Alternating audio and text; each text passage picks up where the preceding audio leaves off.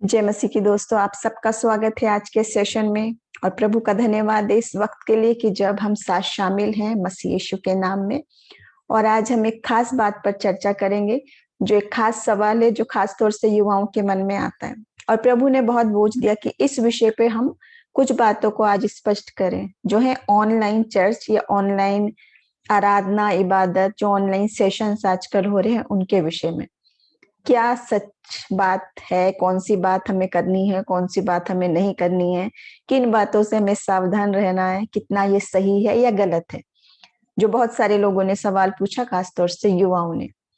तो देखिए, हम जानते हैं कि संगति का क्या मतलब है, कलीसिया में एक साथ इकट्ठे होने का क्या मतलब है, कि जब हम सब एक आत्मा में, पवित्र आत्मा की उपस्थिति में सब विश्वासी एक साथ इकट्ठे हों और प्रभु की आराधना करें, उसके साथ एक मन हो जाए, उसके साथ एक आत्मा हो जाए और पूरी तरीके से अपने तन मन धन से उसको आराधना दें, उसको जलाल दें। ये हमारा उद्देश्य है, एक साथ इकट्ठे होने का और एक दूसरे के लिए दुआ करने का, एक दूसरे के साथ संगति करने का, प्रभु भोज का भी एक साथ संगति करने का। तो बहुत अच्छा है, जैसे प्रभु चाहता है कि हम सब विश्वासी व्यक्तिगत रीति से एक साथ जुड़ें और साथ में शामिल हों। लेकिन कई बार स्थिति ऐसी आ जाती है, जैसे पिछले वक्त में रहा कि हम लॉकडाउन थे, बंद थी सभाएं, नहीं मिल रहे थे, लेकिन हम लोग एक आत्मा में जुड़े हुए थे ऑनलाइन मिनिस्ट्री से, ऑनलाइन चर्च से। बहुत सारे आज हमारे पास तरीके हैं और प्रभु का वचन भी ये सब बातें बताता है। देखिए, यीशु मसीह भी जहाँ कहीं होते थे वहां से वो बोलते थे और काम हो जाता था। चंगाई की बात हम देखते हैं कि वो बीमार को छूने वहां नहीं गए, पर कहा तेरे विश्वास के अनुसार हो जाए, और वहीं से प्रार्थना की और रोगी चंगे हो जाते थे। आत्मा का काम था, व्यक्तिगत रीति से नहीं गए, लेकिन आत्मिक रीति से काम हो गया। तो समय का, सीमा का, जगह का कोई बंधन नहीं होता जब पवित्र आत्मा का कार्य होता है। और ऐसे ही एक वचन मैं आपके सामने पढ़ना चाहूंगी, जो है कुलुस्सियों 2 अध्याय, उसका 5 से 7 वचन। इस प्रकार लिखा है, क्योंकि यदि मैं शरीर के भाव से तुमसे दूर हूं, तो भी आत्मिक भाव से तुम्हारे निकट हूं, और तुम्हारे विधि अनुसार चरित्र और तुम्हारे विश्वास की जो मसीह में है दृढ़ता देखकर प्रसन्न होता हूं। और इससे पहले वाले वचन में है, चौथे में, ये मैं इसलिए कहता हूं कि कोई मनुष्य तुम्हें लुभाने वाली बातों से धोखा ना दे। यहाँ पर वचन में लिखने वाला लिख रहा है कि वो व्यक्तिगत रीति से नहीं है, लेकिन आत्मिक रीति से साथ है। और हम देखते हैं, जब वचन बाइबिल हम देखते हैं तो बहुत सारी पत्रियां जो हैं वो कुछ जेल में से लिखी गई हैं, कोई कैसी कैसी विपत्ति की स्थिति में से लिखी गई हैं, लेकिन सब एक ही आत्मा की प्रेरणा से लिखी गई है और आपके और मेरे भले के लिए, हमारे करेक्शन के लिए, हमें समझाने के लिए लिखी गई। यानी वो कहीं भी रहे मगर आत्मा हमारे साथ जुड़ी है। आज तक प्रभु का वचन जीवित वचन है। तो ये बात स्पष्ट है कि वो, उसका उद्देश्य अगर सही है, आत्मिक उन्नति है, तो हम जैसे भी जहां भी रहें आराधना करें। जैसे कि योना नबी ने किया था, वो मछली के पेट में थे, वहीं घुटनों पर आकर प्रार्थना की कि नहीं। वो ये तो नहीं समझे कि मैं जो उस समय के रीति रिवाज है वो सारे मैं फॉलो करूं, पहले नहाना है, ये करना है, वो करना है, ऐसा कपड़ा पहनूं और तब मैं करूं। लेकिन जब स्थिति ऐसी आ जाती है, हम जहां हैं, जैसे हैं, उस स्थिति में करें। बहुत सारी जगह हैं ऐसे कि जब प्रभु ने आत्मा का काम किया, और जो भी, जिस भी स्थिति में हम करें।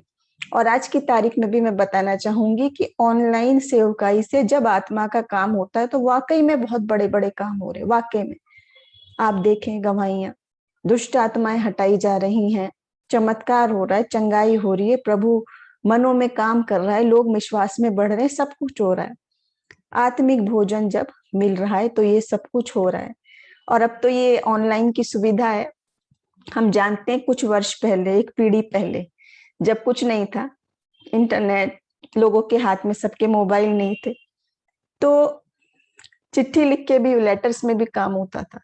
लोग अपने प्रेयर रिक्वेस्ट लिखते थे, टिकट लगाते थे, पोस्ट करते थे, कब वो वहां पहुंचता था, जिस व्यक्ति को भेजा है वो उसको पढ़ता, प्रार्थना करता था और भेजता था। ऐसा वक्त था कि नहीं? लेकिन जो प्रभु के अभिषिक्त लोग थे वो चाहे जहां भी रहें और जहां से भी प्रार्थना करें और एक मन जब हो जाते थे, विश्वास में प्रभु से मांगते थे, तो काम होता था। तो ये बात स्पष्ट हो गई कि वक्त की जरूरत को देखते हुए ये हो रहा है, तो उसमें गलती नहीं थी, क्योंकि ये प्रभु का ही वचन और उसके अच्छे संदेश और आशीष की बातें हम एक दूसरे तक पहुंचा रहे हैं, सुन रहे हैं। उसमें कुछ गलती बात नहीं थी। लेकिन और भी अधिक बात अच्छी ये है कि जब हम वाकई में एक साथ हो, संगति करें, क्योंकि प्रभु क्या कहता है, अच्छा चरवाहा उसे कहता है जो अपनी भेड़ों को नाम से एक एक को जानता है, और भेड़े भी उसको जानती है और उसकी स्वर को पहचानती हैं, उसकी आवाज को पहचानती हैं। अब ऑनलाइन सेवकाई में बहुत बार ऐसा होता है कि एक व्यक्ति के साथ बहुत सारे लोग जुड़े हैं, जिन्हें प्रचारक जो है वो व्यक्तिगत रीति से एक एक को नहीं जानता, एक एक का नाम नहीं जानता है। वो जनरली एक वचन सुना रहा है, प्रार्थना कर रहा है, तो अच्छी बात है कि वचन तो पहुंच रहा है, लेकिन प्रत्येक को एक एक को जानना वो प्रभु का तो काम है, लेकिन कई बार वो उसमें संभव नहीं है जब दायरा बहुत बड़ा हो जाता है। इसलिए प्रभु चाहता है कि हम व्यक्तिगत रीति से भी मिलें, शामिल हों आराधना में, प्रभु भोज में, एक दूसरे की संगति में। लेकिन वक्त की नजाकत को देखते हुए ये जो हुआ बहुत अच्छा हुआ। अब मैं बताना चाहूंगी उन खास बातों को, खास खास बातें। अब नहीं मालूम कितने लोग उसे ग्रहण करेंगे, कितनों को वो अच्छा लगे या बुरा लगे, लेकिन प्रभु का जब वचन होता है तो वो कड़ा भी होता है, वो प्रकाशन सत्य होता है, उसको हमें समझना और जानना है। वो बात यह है कि जिस ऑनलाइन सेवकाई का एक दूसरा रूप जो कुछ लोगों ने बना के पूरी चीज को ही दूषित कर दिया, सबको नहीं, सब बहुत अच्छा हो रहा है। और बहुत आनंद की बात है कि जो लोग बीमारी की वजह से, किसी परेशानी की वजह से, कोई भी रुकावट से नहीं जा पाते थे, वो भी आज वचन सुन रहे हैं। उनके हाथों में फोन है, उनके लैपटॉप में, आईपैड में, सब चीज में वो देख सकते हैं प्रभु के वचन को और सुन सकते हैं। उनकी वो बाधा दूर हो गई और वचन उन तक पहुंच गया। और ये भी बहुत आनंद की बात है कि जब हमारे अगुवे कोई भी अच्छा काम कर रहे हैं, तो हम उसके जो सब साथी हैं, जिनकी फेलोशिप है, जो एक साथ संगठित समूह है, जो वो हम एक दूसरे को बढ़ाएं, वो अच्छी बात। उसमें कोई गलती नहीं है कि जब हम अपने अच्छे संदेशों को एक दूसरे के शेयर कर रहे हैं, उसको देख रहे हैं, उस पर लाइक कर रहे हैं, कमेंट कर रहे हैं, सब अच्छी आनंद की बात है। लेकिन गलत बात क्या है, सावधान रहने की बात क्या है, वो मैं बताना चाहूंगी। इसके लिए मैं आपको दो गवाहियां बताऊंगी, जो दोनों गवाहियां बिल्कुल सच हैं। वो कोई भी बनावटी कहानी नहीं है, वो वाकई में सचमुच गवाहियां हैं जो हमने स्वयं से देखी, और परमेश्वर उसको समझाता और बताता है, और अभिषिक्त लोग उसको जानते हैं। तो गवाही ऐसी है, पहले मैं एक सही अच्छी गवाही बताऊंगी। वो एक ऐसे बहुत बुजुर्ग पास्टर थे जिन्हें मैं व्यक्तिगत रीति से जानती हूँ, और मैंने बहुत सीखा उनसे, बहुत। और मैं बताना चाहूंगी वो ये सब चीजों से दूर, फेसबुक, मीडिया और ये सब तरह तरह के एप्स जो आज है, वो ये नहीं है, लेकिन आत्मा से भरपूर, बिल्कुल वाकई में मसीह का नमूना, जिसे उन्हें देखे तो प्रभु के नाम को जलाल मिले। और उन्होंने क्या कर रखा था, जब मैं शुरुआत में मिली और गई, मुझे बहुत अच्छा लगा क्योंकि बहुत अभिषेक था।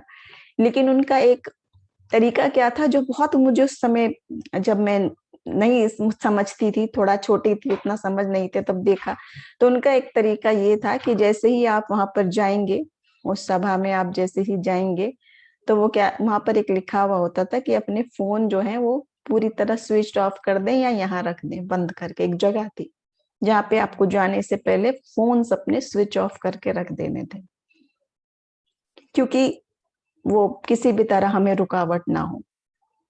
और हम सोचते थे ये कुछ ज्यादा ही हो गया है शायद, ऐसा क्यों, क्योंकि हम फोन में भी बाइबल है, हम ऐसा सोचते थे। आगे मैं जारी रखूंगी गवाही। तो बाद में जब हम धीरे धीरे जाने और समझे, तो हम जानते हैं कि ये बात में क्या रुकावट थी। हाथ में फोन होने से क्या रुकावट होती है, आप सब जानते हैं। ठीक है, उसमें बाइबल भी है, बाइबल भी है उसमें, लेकिन हमारे हाथ में बाइबल भी नहीं, बाइबल ही होनी चाहिए। चर्च में जाते समय बाइबल भी है मोबाइल में, लेकिन बाकी सब दुनियावी चीजें, अच्छी भी चीज है, बुरी भी चीज है, और डिस्टर्ब करने वाली भी चीज है। लेकिन बाइबल जो पुस्तक है उसमें सिर्फ बाइबल ही है, कुछ और नहीं है, कुछ भी गलत चीज नहीं है। ये बहुत बड़ा फर्क है। इसीलिए उनके प्रार्थना में इतना अभिषेक, और पूरे वक्त आप लगा लें जितने 3 घंटे की इबादत होती थी, लगभग 3 घंटे वो घुटनों पर प्रार्थना करते प्रभु के सामने। इतना अभिषेक कि बयान नहीं कर सकते कि कितना हमने सीखा, कितना वहां आत्मिक काम होता था और लोगों के जीवन बदले। वो लोगों में छिपे हुए टैलेंट ढूंढते थे, उनको आगे लाते थे, अपने एक एक झुंड में एक एक भेड़ का, जैसे चरवाहा है नाम लेके जानता है कि किसको किसकी जरूरत है, ऐसे प्रार्थना करने में ऐसे बड़े बड़े काम जिंदगी में होते थे। अब मैं जो दूसरी गवाही बताने चाह रही हूँ वो भी ये है, एक की नहीं है, कईयों की है, बहुत सारों की है। वो क्या हाल हो गया, देखिए जैसे हमने अभी ऑनलाइन की बात का जिक्र किया, वो ये हाल हो गया कि ये तो आनंद की बात है जब बात सिर्फ इतनी है कि ऑनलाइन चर्च हो रहा है, आपका चर्च हो रहा है और उसी का प्रसारण ऑनलाइन भी हो रहा है।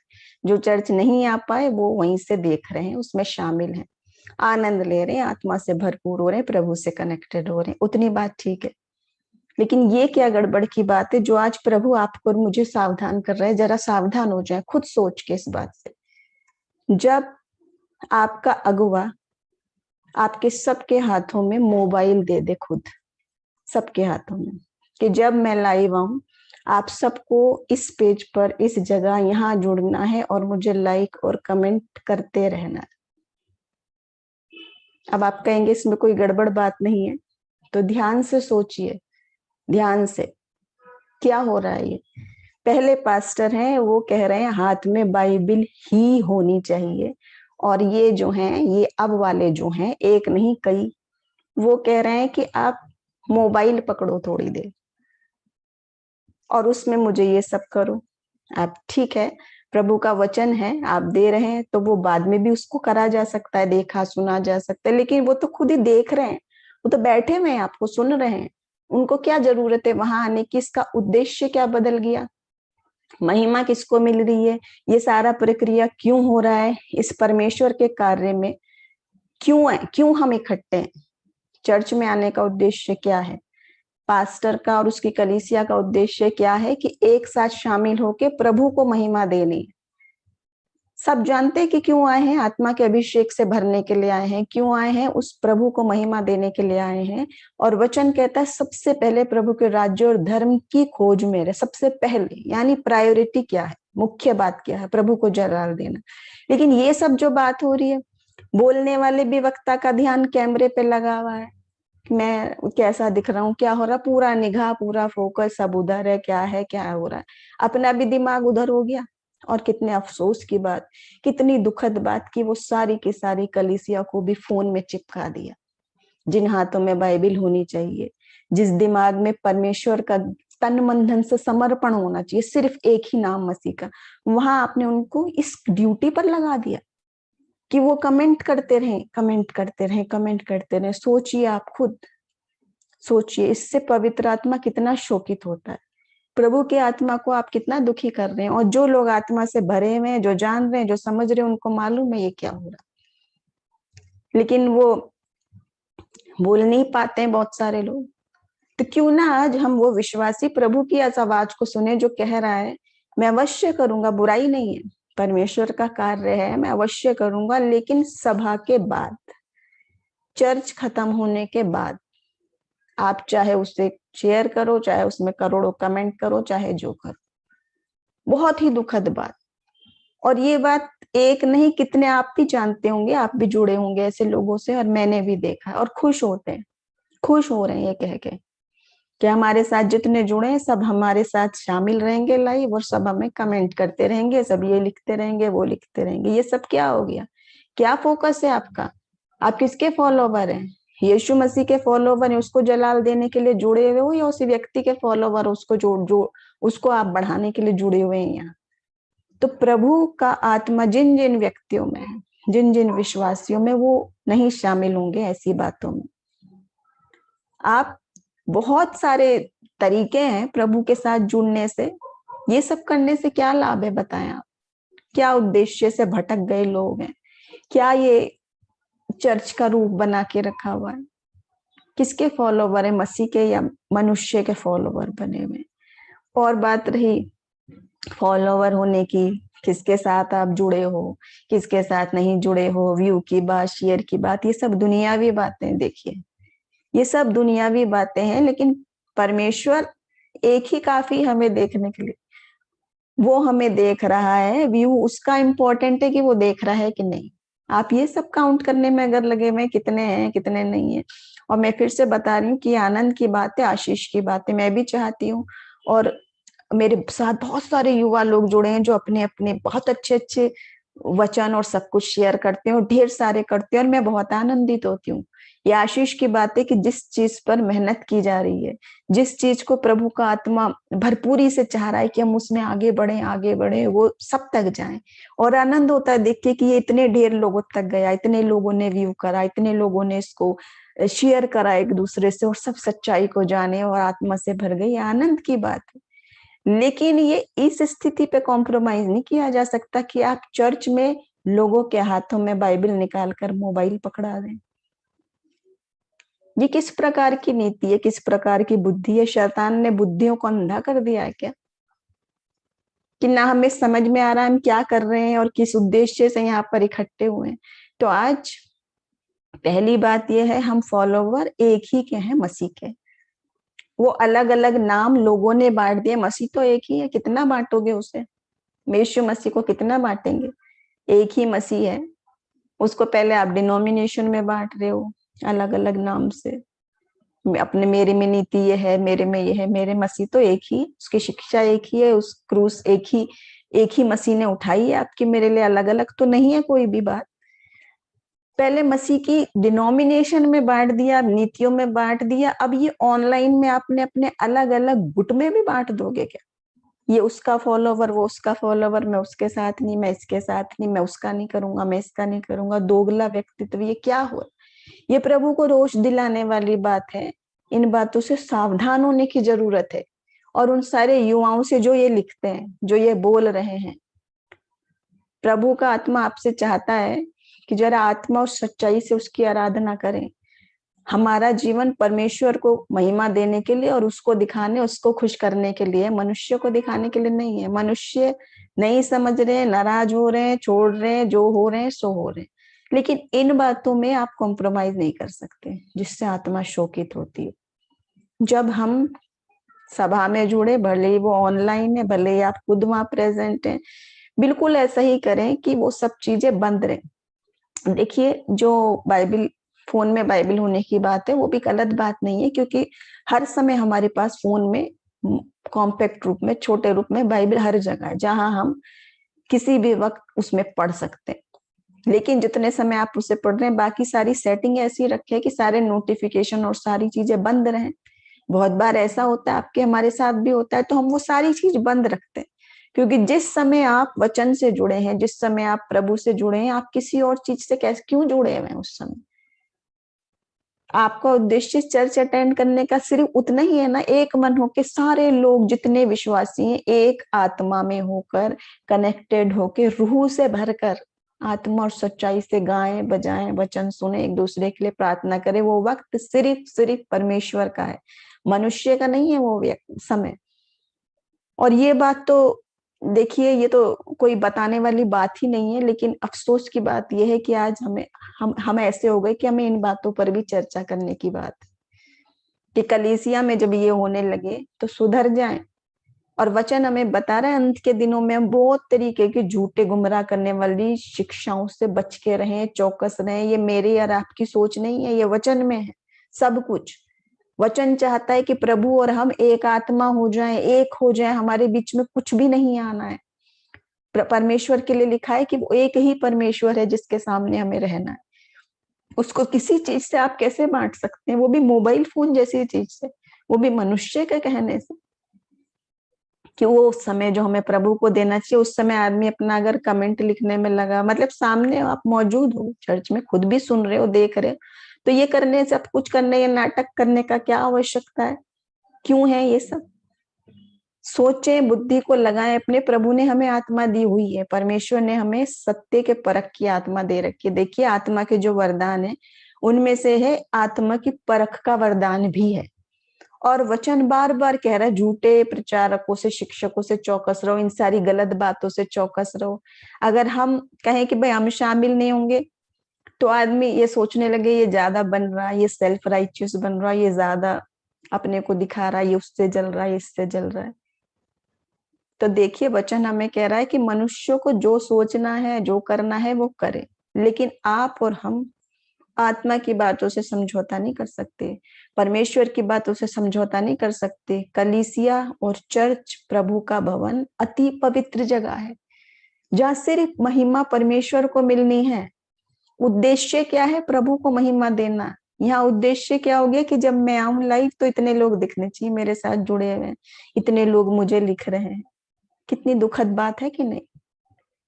तो मैं आपको बताना चाहूंगी, जो भी मैंने पहले पास्टर की आपको गवाही बताई है, वो इतना आत्मा से भरपूर है कि मैं आपको बताना चाहूंगी कि उनके साथ जब आगे आगे और लोग आए, जो छोटे बच्चे या युवा लोग उनके साथ जुड़े थे, वो सब अभिषिक्त होते चले गए, उनसे सीखते चले गए, आत्मा से भरपूर होते चले गए, और धीरे धीरे परमेश्वर अलग अलग क्षेत्र में इस्तेमाल कर रहा है उन सबों को, क्योंकि उन्होंने इन बच्चों को, इन जवानों को वही सिखाया और आत्मा से भरपूर रहना सिखाया।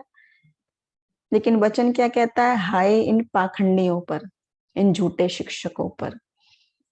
वचन कहता है कि नहीं? ना जो खुद तरक्की करते हैं और दूसरों पर भी बोझ डाले बैठे हुए, दूसरों को भी गिरने का कारण बनाए हुए हैं। तो आज सतर्क हो जाएं, और प्रभु चाहता है कि आज आप और मैं चौकस रहें। हम बार बार बता रहे हैं, आजकल अंत के दिनों में देखिए प्रभु का प्रकाशन बहुतों पर है, युवाओं पर, जवानों पर, बच्चों पर। बहुत लोग हैं आत्मा से भरपूर, बहुत लोग। सबको मौका दें। कितने जवान है, कितने बच्चे हैं जो इतने अभिषेक से भरे हैं, गाते हैं तो इतनी अनॉइंटिंग, बोलते हैं तो इतनी अनॉइंटिंग, सीधे साधे सरल हृदय के। जरूरी नहीं है वो कितना पॉपुलर है, ये आवश्यकता नहीं है कि वो कितना उसका वो आप लोग देख रहे हैं कि उसको कितने लोग देख रहे हैं, उसमें है जरूरी कि कितना अभिषेक है।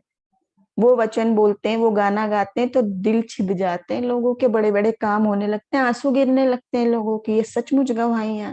और प्रभु हमें बताता है कि भाई ये बंदा आत्मा से भरपूर है, क्योंकि आत्मा की परख का वरदान उसने आपको और हमें दिया है। तो आज हमारा जो मुख्य उद्देश्य है वो प्रभु को महिमा देना है, उसकी आत्मा में भरपूर होना है। और ये जो गलत शिक्षाएं हैं, जो गलत बातें हैं, उनका आपको विरोध करना ही होगा, क्योंकि प्रभु ये चाहता है। ये उसका प्रकाशन है आज, कि आज आप और हम सब करें। हमने देख लिया, बताया, अभी चर्चा करी कि ये बहुत अच्छा माध्यम है कि हम आमने सामने जुड़े हैं और एक दूसरे के साथ प्रार्थना कर रहे हैं। बहुत अच्छा माध्यम है। लेकिन उससे भी अच्छा वो है कि जब हम एक झुंड में एक दूसरे से कनेक्टेड है, एक दूसरे के लिए प्रार्थना कर रहे, एक दूसरे को नाम से जानते हैं और मिलकर पहला स्थान प्रभु को दे रहे हैं। अगर उस दौरान किसी भी प्रकार का कोई भी डिस्टरबेंस आता है, जैसे हमने बताया कि फोन में बाइबल भी है, वो जरूरी नहीं है।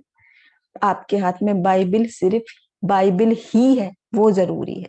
और अगर नहीं है तो सारी सेटिंग वैसी करे कि बाकी सब नोटिफिकेशन और सब चीज उस दौरान बंद रहे, कि कुछ भी ना हो।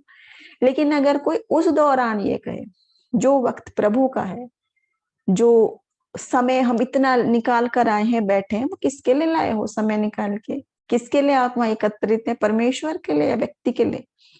तो सावधान हो जाए ऐसे लोगों से।